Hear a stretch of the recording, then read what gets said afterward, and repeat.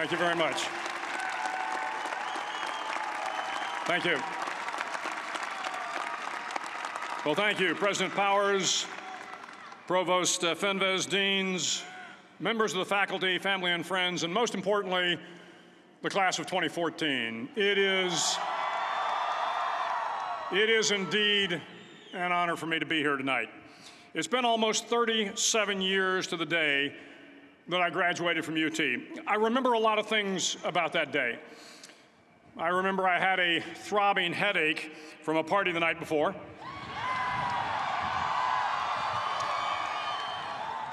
I remember I had a serious girlfriend, who I later married. That's important to remember, by the way. And I remember I was getting commissioned in the Navy that day. But of all the things I remember, I don't have a clue who the commencement speaker was, and I certainly don't remember anything they said. So acknowledging that fact, if I can't make this commencement speech memorable, I will at least try to make it short. So the university's slogan is, "What starts here changes the world." Well, I've got to admit, I kind of like it. What starts here changes the world. Tonight, there are almost 8,000 students, or there are more than 8,000 students graduated from UT. So that great paragon of analytical rigor, Ask.com, says that the average American will meet 10,000 people in their lifetime. 10,000 people, that's a lot of folks. But if every one of you changed the lives of just 10 people, and each one of those people changed the lives of another 10 people, and another 10, then in 5 generations, 125 years, the class of 2014 will have changed the lives of 800 million people. 800 million people. Think about it. Over twice the population of the United States. Go one more generation, and you can change the entire population of the world, 8 billion people. If you think it's hard to change the lives of 10 people, change their lives forever, you're wrong. I saw it happen every day in Iraq and Afghanistan. A young Army officer makes a decision to go left instead of right down a road in Baghdad, and the 10 soldiers with him are saved from a close-in ambush. In Kandahar province, Afghanistan, a non-commissioned officer from the female engagement team senses that something isn't right and directs the infantry platoon away from a 500-pound IED, saving the lives of a dozen soldiers. But if you think about it, not only were those soldiers saved by the decisions of one person, but their children were saved, and their children's children. Generations were saved by one decision, one person. But changing the world can happen anywhere, and anyone can do it. So what starts here can indeed change the world. But the question is, what will the world look like after you change it? Well, I'm confident that it will look much, much better. But if you'll humor this old sailor for just a moment, I have a few suggestions that may help you on your way to a better world. And while these lessons were learned during my time in the military, I can assure you that it matters not whether you ever served a day in uniform. It matters not your gender, your ethnic or religious background, your orientation, or your social status. Our struggles in this world are similar, and the lessons to overcome those struggles and to move forward, changing ourselves and changing the world around us, will apply equally to all. I've been a Navy SEAL for 36 years, but it all began when I left UT for basic SEAL training in Coronado, California. Basic SEAL training is 6 months of long, torturous runs in the soft sand, midnight swims in the cold water off San Diego, obstacle courses, unending calisthenics, days without sleep, and always being cold, wet, and miserable. It is 6 months of being constantly harassed by professionally trained warriors who seek to find the weak of mind and body and eliminate them from ever becoming a Navy SEAL. But the training also seeks to find those students who can lead in an environment of constant stress, chaos, failure, and hardships. To me, basic SEAL training was a lifetime of challenges crammed into 6 months. So here are the 10 lessons I learned from basic SEAL training that hopefully will be of value to you as you move forward in life. Every morning in SEAL training, my instructors, who at the time were all Vietnam veterans, would show up in my barracks room, and the first thing they'd do was inspect my bed. If you did it right, the corners would be square, the covers would be pulled tight, the pillow centered just under the headboard, and the extra blanket folded neatly at the foot of the rack. It was a simple task, mundane at best, but every morning we were required to make our bed to perfection. It seemed a little ridiculous at the time, particularly in light of the fact that we were aspiring to be real warriors, tough, battle-hardened SEALs.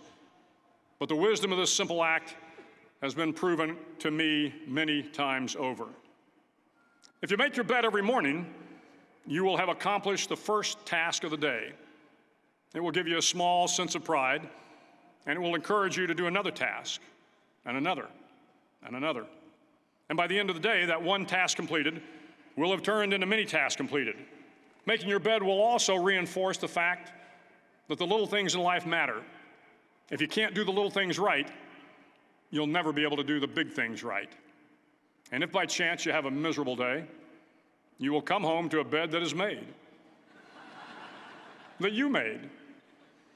And a made bed gives you encouragement that tomorrow will be better.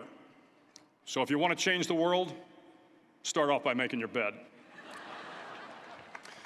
During SEAL training, the students are all broken down into boat crews. Each crew is 7 students, 3 on each side of a small rubber boat, and 1 coxswain to help guide the dinghy. Every day, your boat crew forms up on the beach and is instructed to get through the surf zone and paddle several miles down the coast. In the winter, the surf off San Diego can get to be 8 to 10 feet high, and it is exceedingly difficult to paddle through the plunging surf unless everyone digs in. Every paddle must be synchronized to the stroke count of the coxswain. Everyone must exert equal effort, or the boat will turn against the wave and be unceremoniously dumped back on the beach. For the boat to make it to its destination, everyone must paddle. You can't change the world alone. You will need some help. And to truly get from your starting point to your destination takes friends, colleagues, the goodwill of strangers, and a strong coxswain to guide you. If you want to change the world, find someone to help you paddle.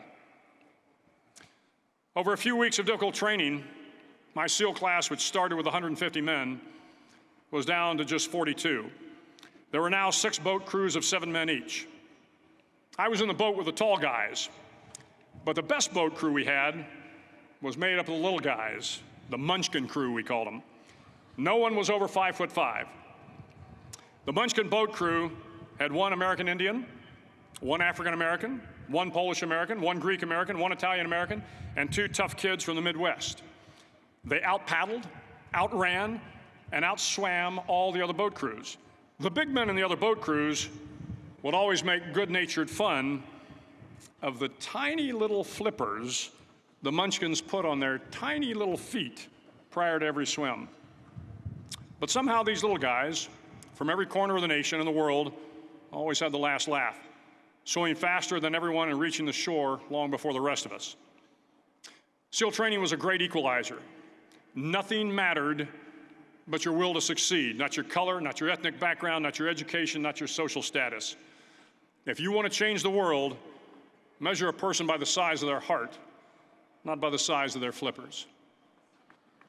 Several times a week, the instructors would line up the class and do a uniform inspection. It was exceptionally thorough. Your hat had to be perfectly starched, your uniform immaculately pressed, your belt buckle shiny and void of any smudges. But it seemed that no matter how much effort you put into starching your hat or pressing your uniform or polishing your belt buckle, it just wasn't good enough. The instructors would find something wrong. For failing the uniform inspection, the student had to run, fully clothed, into the surf zone, then wet from head to toe, roll around on the beach until every part of your body was covered with sand. The effect was known as a sugar cookie. You stayed in the uniform the rest of the day, cold, wet, and sandy. There were many a student who just couldn't accept the fact that all their efforts were in vain, that no matter how hard they tried to get the uniform right, it went unappreciated. Those students didn't make it through training. Those students didn't understand the purpose of the drill. You were never going to succeed. You were never going to have a perfect uniform. The instructors weren't going to allow it. Sometimes, no matter how well you prepare or how well you perform, you still end up as a sugar cookie. It's just the way life is sometimes. If you want to change the world, get over being a sugar cookie and keep moving forward. Every day during training, you were challenged with multiple physical events: long runs, long swims, obstacle courses, hours of calisthenics, something designed to test your mettle.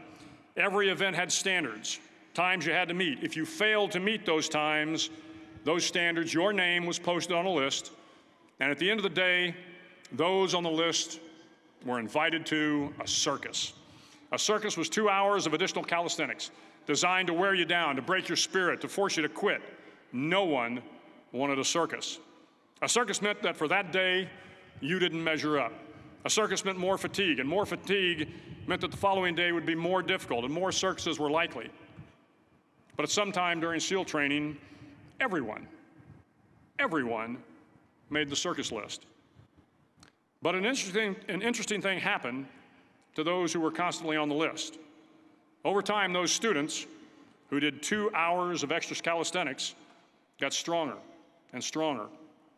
The pain of the circuses built inner strength and physical resiliency. Life is filled with circuses. You will fail. You will likely fail often. It will be painful. It will be discouraging. At times, it will test you to your very core. But if you want to change the world, don't be afraid of the circuses. At least twice a week, the trainees were required to run the obstacle course. The obstacle course contained 25 obstacles, including a 10-foot wall, a 30-foot cargo net, a barbed wire crawl, to name a few. But the most challenging obstacle was the slide for life. It had a 3-level, 30-foot tower at one end and a 1-level tower at the other. In between was a 200-foot-long rope. You had to climb the 3-tiered tower, and once at the top, you grabbed the rope, swung underneath the rope, and pulled yourself hand over hand until you got to the other end. The record for the obstacle course had stood for years when my class began in 1977. The record seemed unbeatable until one day a student decided to go down the slide for life head first. Instead of swinging his body underneath the rope and inching his way down, he bravely mounted the top of the rope and thrust himself forward. It was a dangerous move, seemingly foolish and fraught with risk. Failure could mean injury and being dropped from the course. Without hesitation, the student slid down the rope perilously fast.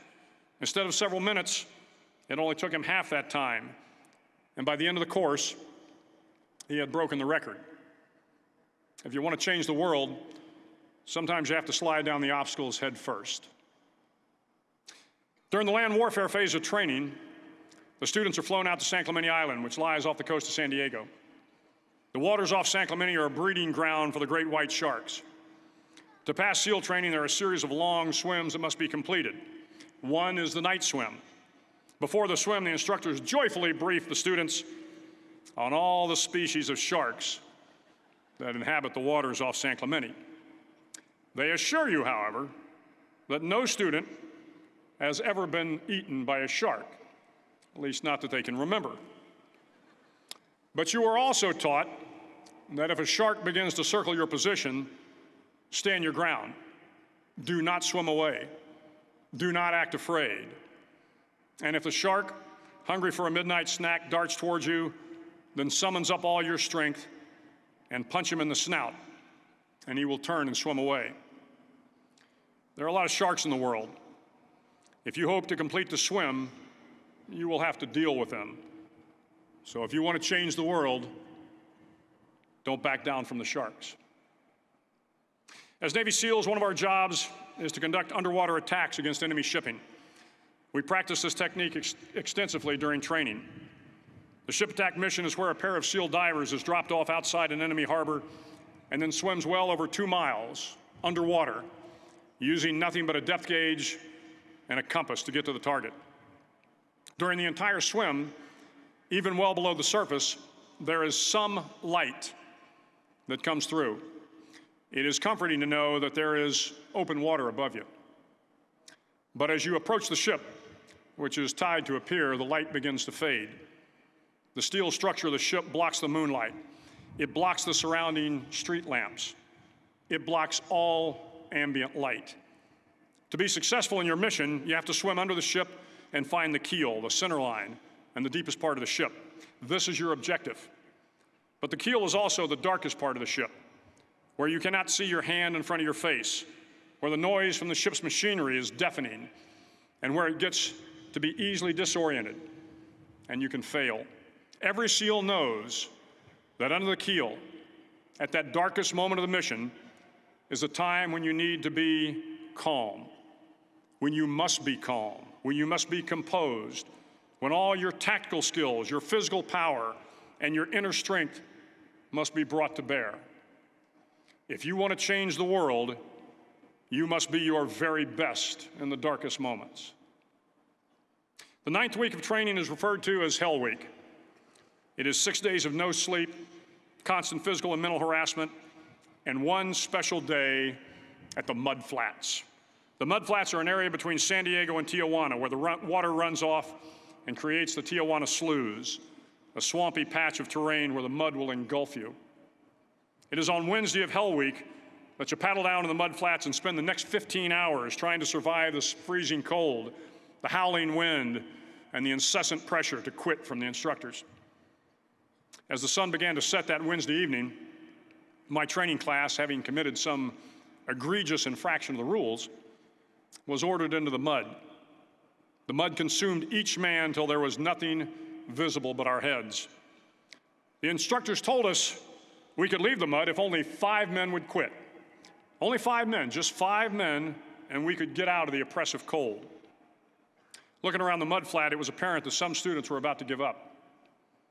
It was still over 8 hours till the sun came up. 8 more hours of bone-chilling cold. The chattering teeth and the shivering moans of the trainees were so loud, it was hard to hear anything. And then one voice began to echo through the night. One voice raised in song. The song was terribly out of tune, but sung with great enthusiasm. One voice became 2, and 2 became 3, and before long, everyone in the class was singing. The instructors threatened us with more time in the mud if we kept up the singing, but the singing persisted. And somehow the mud seemed a little warmer, and the wind a little tamer, and the dawn not so far away. If I have learned anything in my time traveling the world, it is the power of hope. The power of one person, a Washington, a Lincoln, King, Mandela, and even a young girl from Pakistan, Malala. One person can change the world by giving people hope.